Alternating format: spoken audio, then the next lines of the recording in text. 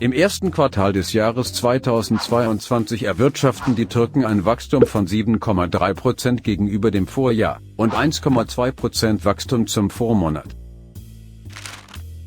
Das Bruttoinlandprodukt, kurz BIP der Türkei, lag 2001 noch bei 200 Milliarden Dollar und steigerte sich bis 2021 auf rund 800 Milliarden Dollar.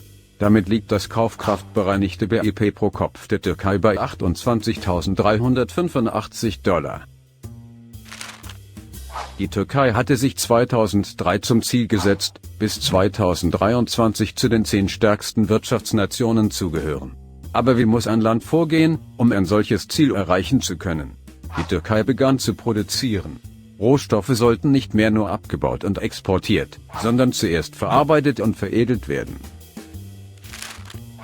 Das führte zu besseren Exportpreisen. Immer mehr Güter und Dienstleistungen wurden verkauft. Hunderte Projekte wurden gestartet, um die Infrastruktur zu verbessern. Denn ohne Straßen, Brücken und Flughäfen waren die Wirtschaftsstandorte nicht schnell erreichbar. So hat die Türkei ihren Wirtschaftsmotor im ganzen Land verteilt und die Potenziale im Osten der Türkei ausgebaut. Wo mehr produziert wird, wird auch mehr verkauft. Und die Menschen im Osten der Türkei bekamen auf einmal Perspektiven und Gründe, in ihre Heimat zu bleiben. In allen Landesteilen der Türkei hat sich die Wirtschaft stark verbessert und das Resultat zeigt sich so im Gesamtergebnis.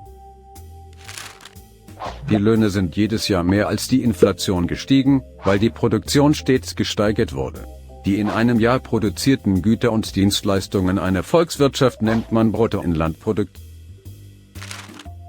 Das BIP der Türkei steigt jedes Jahr an, sodass im Jahr 2013 die Schulden beim IWF beglichen wurden. Die Türkei ist heute in der Lage, dem IWF Geld zu borgen. Im Jahr 2013 erhöhte sich das BIP der Türkei auf rund 960 Milliarden Dollar. Tendenz steigend bis heute. Dass sich der Dollarwert seit 2013 vermindert, liegt an den Sanktionen und den Terrorangriffen gegen die Türkei, was die Lira gegenüber dem Dollar schwächte. Aber die Produktion erreicht weiterhin jedes Jahr Rekordwerte.